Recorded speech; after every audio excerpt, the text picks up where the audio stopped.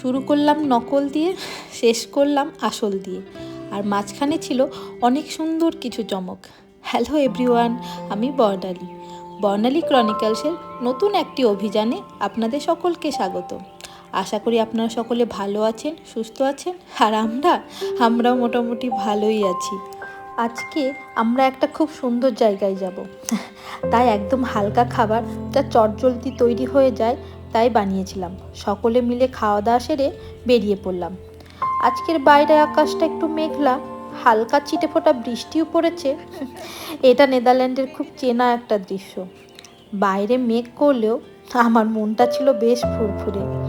সেই কবে থেকে এখানে যাব বলে ভাবছিলাম, যখন নেদারল্যান্ডে শীত গিয়ে বসন্ত এসেছিল তখন থেকে। এখন তো সামারও শুরু হয়ে গেছে। এটা হচ্ছে নেদারল্যান্ডের বিশাল বড় একটা স্টোর, হেটুস্থান। জানেন তো, দোকানটিতে সবসময় কিন্তু একই জিনিস বিক্রি হয় না। নেদারল্যান্ডের ঋতু পরিবর্তনের সঙ্গে সঙ্গে এই দোকানের বিক্রি হওয়া জিনিসগুলোও চেঞ্জ হতে থাকে। যখন যে সিজনে যে জিনিসটার বেশি প্রয়োজন সেই জিনিসটা থাকে। অনেকটা আমাদের ওখানকার জিনিসের মতনই, মানে দোকানগুলোতে যেমন গরমকালে গরম জামা কাপড় পাওয়া যায়, শীতকালে শীতের জামা কাপড় পাওয়া যায়। কিন্তু এখানে হচ্ছে জামা কাপড়ের বদলে ঘর সাজানোর জিনিস আপনি সিজন অনুসারে পাবেন। দেখতেই পাচ্ছেন, প্রথমেই চলে এসেছি এই দোকানের সবচেয়ে কালারফুল পার্ট, আর্টিফিশিয়াল ফ্লাওয়ারের সেকশানে। সত্যি বলতে এখানে এসে আমি মুগ্ধ হয়ে গেছি। এত সুন্দর নিখুঁত সব ফুলগুলো, দূর থেকে দেখলে বোঝাই যায় না যে এগুলো আসল নয়।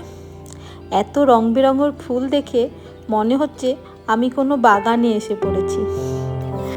প্রতিটা ফুলের স্টিকগুলো এত সুন্দর, মনে হচ্ছিল সবগুলোকেই বাড়ি নিয়ে যায়। কিন্তু কি আর করব বলুন, সে তো সম্ভব নয়। ফুলগুলো দেখতে যেমন সুন্দর, দামটাও কিন্তু খুব একটু কম নয়। এক একটা স্টিক এই ধরনের 2, 3, 8, কোনোটা 10, 12, 11, এমনকি তার বেশিও আছে। মানে আমি যদি ইন্ডিয়ান টাকাতে বলি তো এই এক একটা ফুলের স্টিকের দাম মানে 200, 300, 500, 1000, 1200, 1500 পর্যন্তও আছে। তবুও দোকানে এসে কিছু নিইনি তা তো নয়, ছোট ছোট কয়েকটা জিনিস নিয়েছি। আপনারা ভিডিওটা শেষ পর্যন্ত দেখতে থাকুন, আমি সেগুলো শেয়ার করেছি। জানেন তো, এই দোকানটাতে আমরা প্রায় 4 সপ্তাহ ধরে আসার চেষ্টা করছি। আরও আগেই আসতে চেয়েছিলাম, কিন্তু কী হয়েছিল বলুন তো, যেদিন আমাদের আসার কথা একদম ঠিকঠাক, আমরা আর আমাদের আরেকটা বন্ধু, মানে দুটো ফ্যামিলি মিলে একসাথে বের হয়েছিলাম। কিন্তু হঠাৎ রাস্তাতে আমাদের গাড়িটা সিগন্যাল দিতে শুরু করলো, যে ডিসপ্লেতে দেখাচ্ছিল গাড়ির যে কিছুক্ষণের পর গাড়িটা যদি একবার বন্ধ হয়ে যায় তাহলে ওটা আর স্টার্ট নেবে না। তো পরিস্থিতি দেখে সায়ন আর ঝুঁকি নিল না, গাড়িটা দোকানে না নিয়ে গিয়ে সোজা বাড়ির দিকে ঘুরিয়ে নিল। আর ঠিক সেটাই হলো। বাড়িতে গিয়ে গাড়িটা যখন পার্ক করে একবার থামানো হলো, ওটা আর স্টার্ট নিল না। বর্তমানে আমাদের এই গাড়িটা ঠিক করতে দেওয়া হয়েছে, আর এখন আমাদের কাছে যে গাড়িটা আছে সেটা হচ্ছে ওই গাড়িটারই রিপ্লেসমেন্ট হিসাবে পাওয়া একটা গাড়ি। দেখুন মাছগুলো কত বড় বড়। এরকম রং বেরঙের মাছ তো আগেও দেখেছি, কিন্তু এত বড় সাইজের কখনো দেখিনি। তো চলুন এখান থেকে বেরিয়ে যাই। মাছ দেখার পর আমরা একটু এগিয়ে গেলাম, আর শুরু হলো গার্ডেনের আরও নানা জিনিসপত্র, মানে গার্ডেনটাকে সাজিয়ে রাখার উপকরণ। প্রথমেই ছিল চেয়ারগুলো এত ধরনের ছিল যে বলে বোঝাতে পারবো না। আর তারপরেই ছিল এই সোফার সেকশন, মানে গার্ডেনে সাজিয়ে রাখার সোফা। আমাদের একটা গার্ডেনে সোফা নেওয়ার খুব ইচ্ছে আছে। আর এখানেই ছিল এই ম্যাটগুলো, মানে মুর্শিদাবাদে এগুলোকে সাধারণত সব বলে থাকে। আপনারা কে কি বলেন আমি জানি না, কমেন্ট করে জানাবেন। অনেকে মাদুর বলে থাকে, তবে মুর্শিদাবাদে আমরা এগুলোকে সাধারণত সব বলে থাকি, হয়তো অনেকে অন্যান্য ভাষাতেও বলতে পারে। এই ধরনের গার্ডেনের সোফাগুলো আমাদের একটা নেয়ার ইচ্ছে আছে আমাদের নিজেদের গার্ডেনে রাখার জন্য। আপাতত গার্ডেনে ছোট ছোট চেয়ার রাখা আছে বটে, আমরা সেগুলো রিপ্লেস করে একটা বড় এরকম সোফা নেব ভাবছি। হয়তো এবছর হবে না, নেক্সট ইয়ার।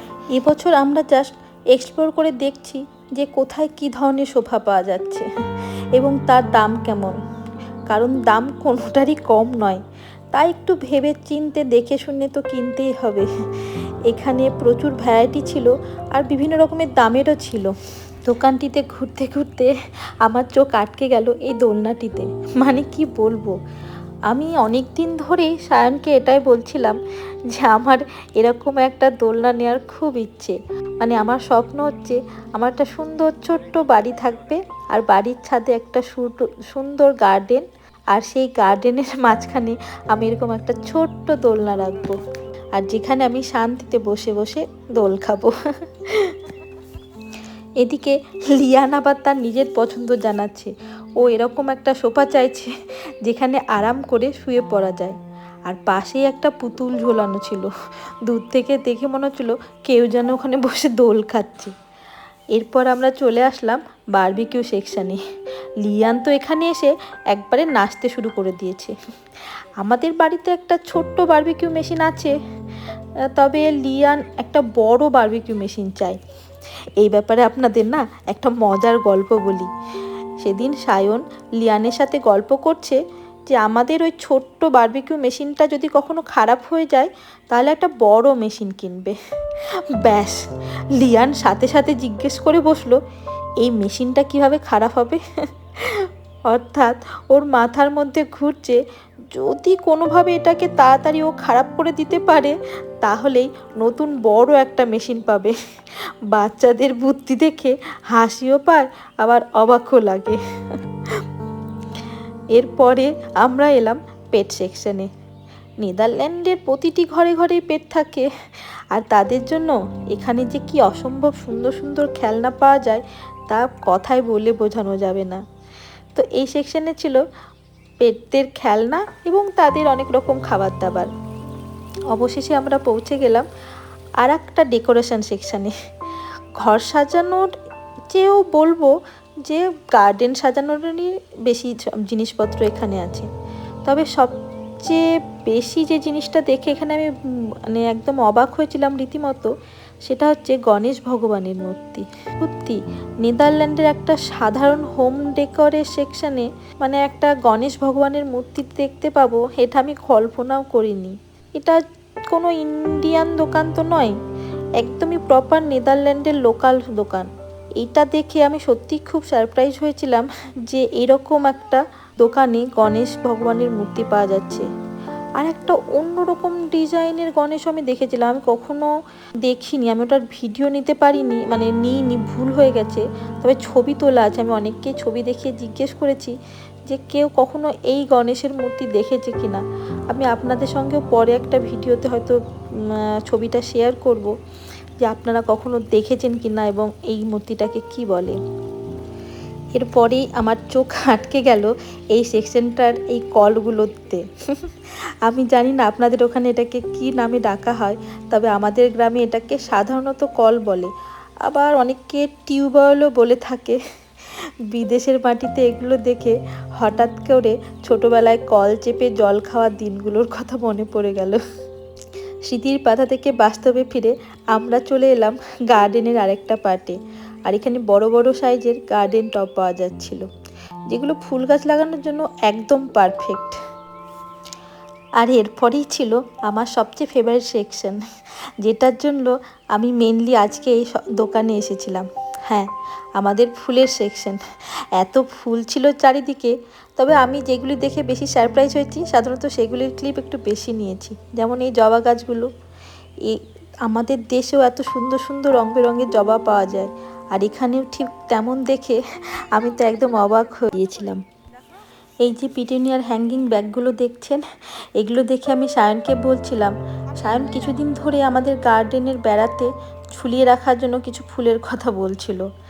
নেদারল্যান্ডে এসে এই ধরনের হ্যাঙ্গিং ব্যাগগুলো আমি অনেক বাড়িতেই ঝুলে থাকতে দেখেছি, তাই সায়নকে বললাম আমাদের গার্ডেনে ঝুলিয়ে রাখার জন্য এই ব্যাগগুলো কিন্তু দারুণ একটা অপশান। এরপরে হঠাৎ করে চোখ পড়লো একদম অন্য ধরনের একটা কাগজ ফুলের গাছের ওপর। এটার কালারটা এত ইউনিক যে ক্লিপ না নিয়ে আমি পারলাম না, নিতেই হলো।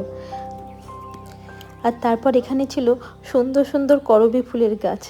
শুধু একটা কালার নয়, এই করবীর যে কত রকমের কালার ভ্যারিয়েন্ট ছিল এখানে, তা না দেখলে বিশ্বাসই করা যাবে না। এরপরেই চলে এসেছিলাম, এটা একটা সাধারণত ফলের গাছের সেকশন। এখানে আমি একটা অন্যরকম বেরি, আই থিঙ্ক বেরি হবে, বেরির দেখলাম। এই বেরিটা আমি কখনো খাইনি, জানি না এটা। আর দেখলাম একটাই ধুতরা ফুলের গাছ।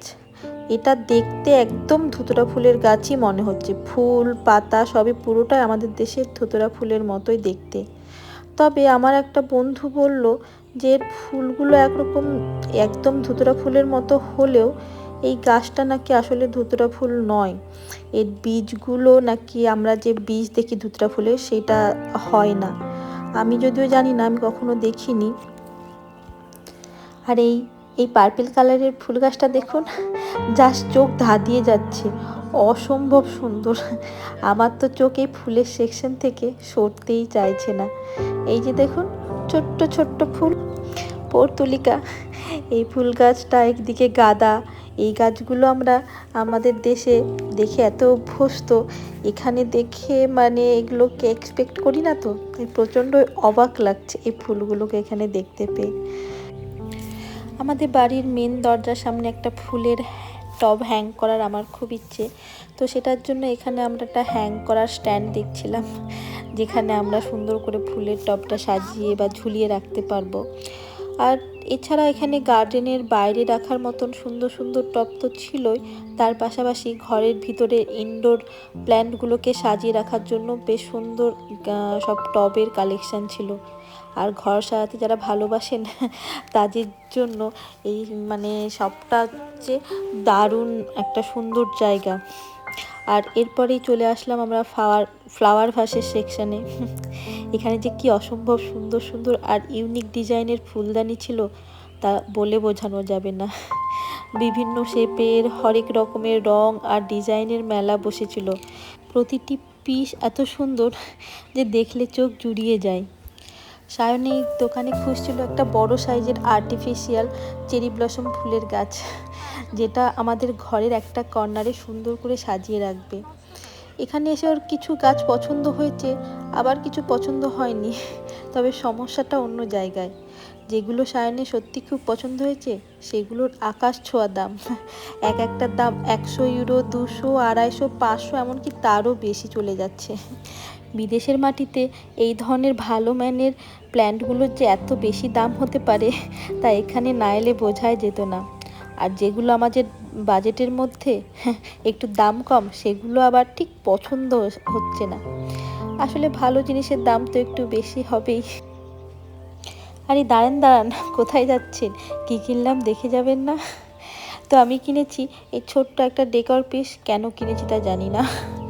আর কিনেছি একটা হচ্ছে ওই যে বললাম দরজার সামনে হ্যাং করার জন্য একটা স্ট্যান্ড, যেটা আমাদের স্ক্রুর সাহায্যে দরজার বাইরে লাগাতে হবে। আর কিনেছি একটা পার্পল কালারের ফুলের টব, যেটা অসম্ভব সুন্দর। এই ফুল গাছটা কিনছিল না এমন মনে হয় কেউ ছিল না। আর তার সঙ্গে নিয়েছিলাম এই সাদা রঙের ফুলের গাছটা। আরও একটা জিনিস নিয়েছিলাম যেটা আমি এই ভিডিওতে দেখাতে ভুলে গিয়েছি, পরের ভিডিওতে দেখাবো। তো বন্ধুরা, আজকের এই গার্ডেন শপের জার্নিটা এখানেই শেষ করছি। মানে সব মিলিয়ে আজকের দিনটা বেশ দারুণ কাটলো। আপনাদের সঙ্গে পুরো ব্লগটা শেয়ার করেছি, কেমন লাগলো কমেন্ট করে জানাতে একদম ভুলবেন না কিন্তু। ভালো লাগলে একটা লাইক আর শেয়ার করে দেবেন। দেখা হবে পরের ব্লগে, সবাই ভালো থাকবেন। টাটা, বাই বাই, দুই দুই।